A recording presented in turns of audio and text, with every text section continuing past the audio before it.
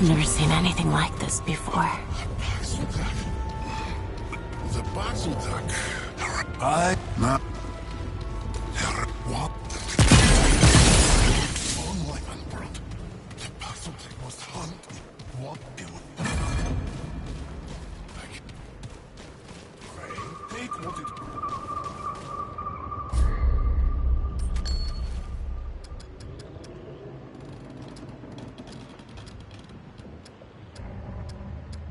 Make good use of it, even as the battle duck's own gift echoes.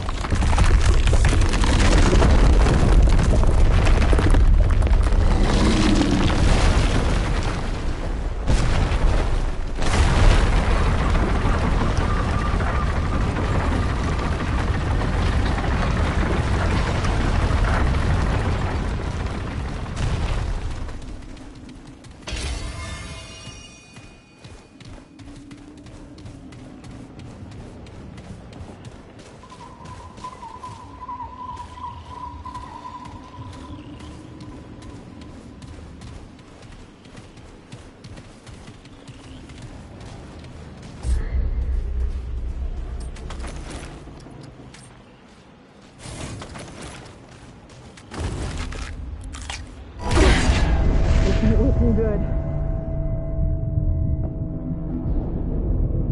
Thanks.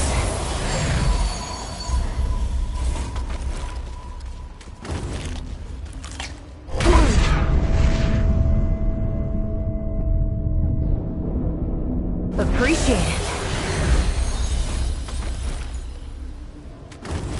Okay. Just...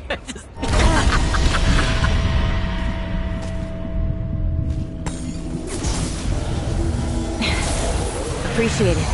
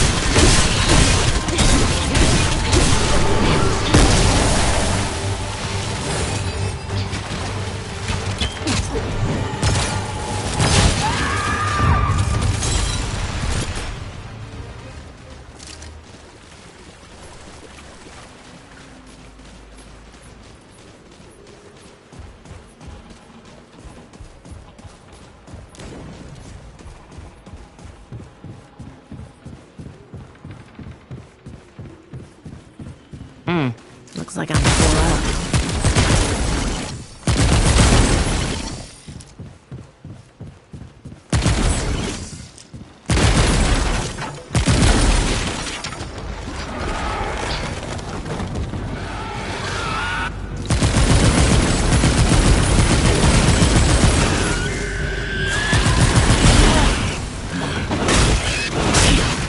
This ain't good.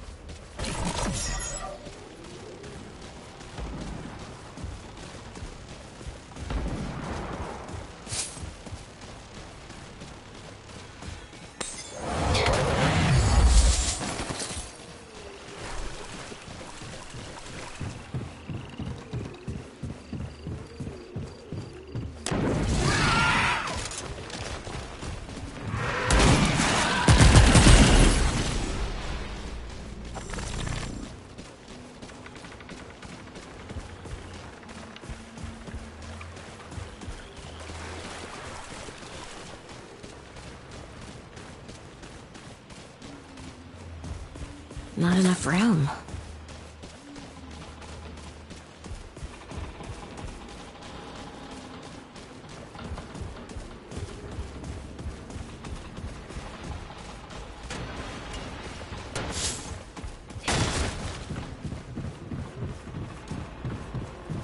Damn it.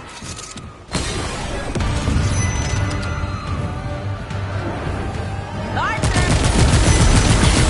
Looking good.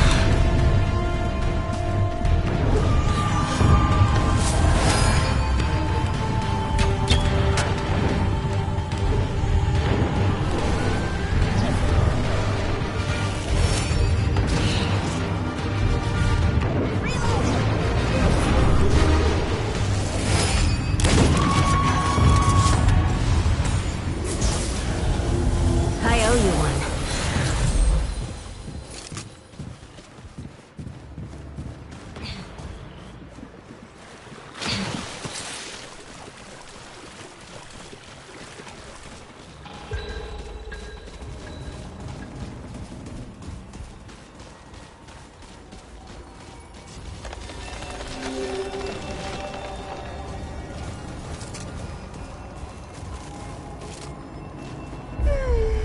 What summons me from my ethereal wanderings?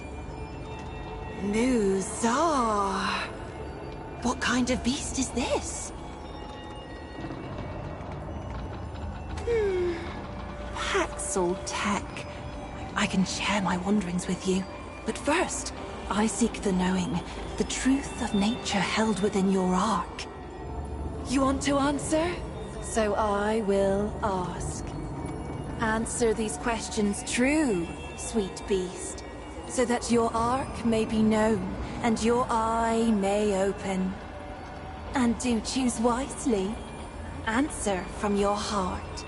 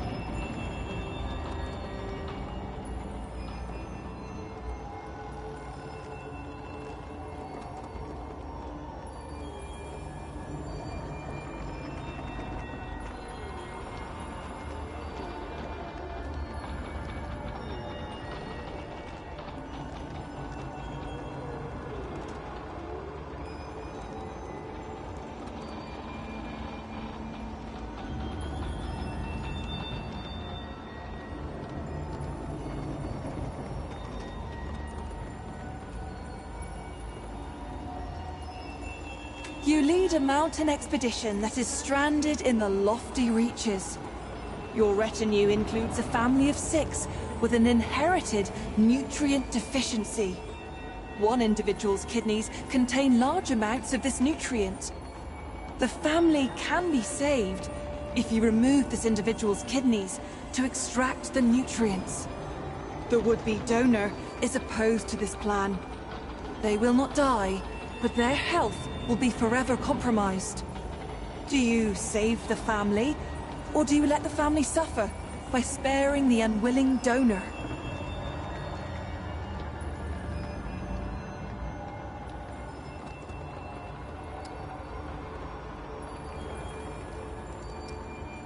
Now let me think.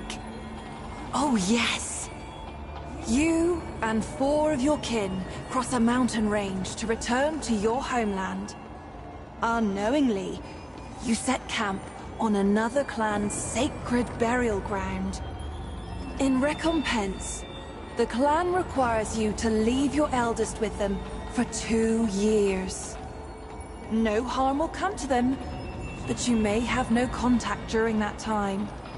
If you agree, you and the rest of your kin may leave freely. If you refuse, your family must face a trial by combat. Do you leave your eldest to the unknown, or risk death in battle?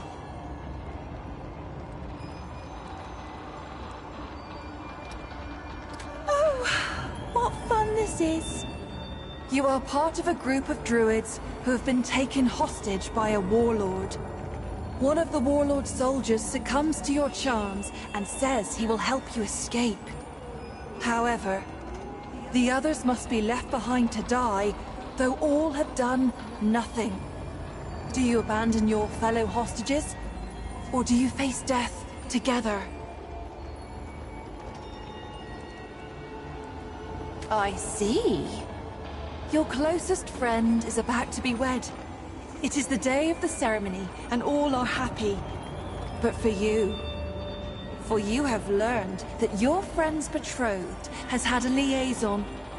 If you tell them, it will ruin their grand day. If you don't, it may lead to later grief. Do you stay silent and enjoy the party, or tell the truth and ruin the day? I see. 2 clans have warred for generations. Your matriarch calls for a battle of champions to bring a final end to the bloodshed, and you are chosen to fight. Your opponent is the eldest but weakest son of your enemy. He offers you no threat, and you best him easily. But you must slay him to end the war. Do you spare the scion of your family foe, or kill him and end the war? I see. You have chosen your path, sweet beast. Your will is strong. The fire of the Ravager's eye glows within you.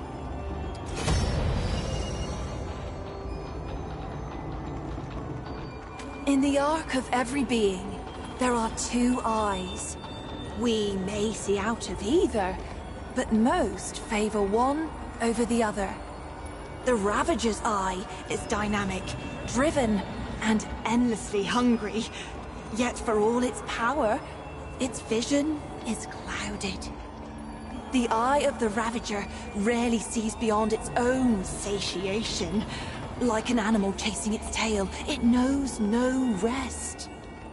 The doe's eye sees only what is before it. The gift of the doe is subtle, easily missed. It is a most mysterious presence inside oneself, conferring power without force, just as the doe itself cannot be sought, nor tracked, nor hunted. By answering true, sweet beast, you give me a wink, and now the gifts of your dominant eye will be open to you.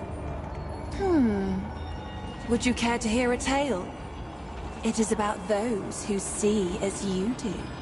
I will tell you the tale of Belgov, who also saw with the Ravager's eye. Belgov lived in the era before the Root first bedeviled the pan and nipped at their hairy hooves. Belgov was Drinkmaster of Flint, a village beyond the hill. One day, when Belgov was traveling far afield, Flint was raided by bandits. They laid waste to every soul, old and young. Belgov returned to find everyone he cared for watering the soil with their blood. Well, Belgov tapped his store of spirit, filling Growler and Jeroboam by the gaggle, and he hoofed himself to my grove. Where lies the bandit's lair? He demanded.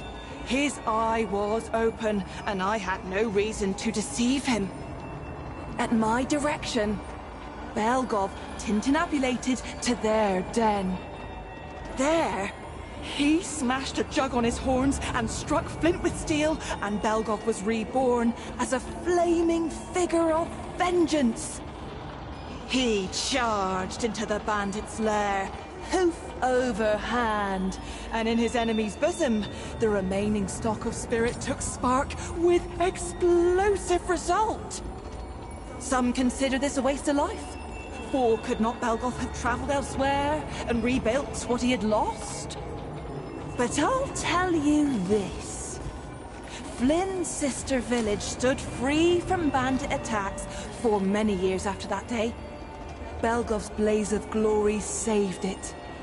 He died with the Ravager's eye open and no mercy in his heart.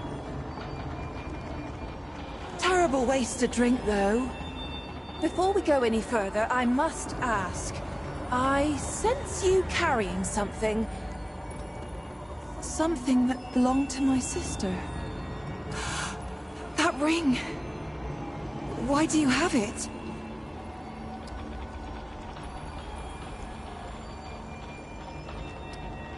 It is my sister's ring. This can only mean one thing. You killed her.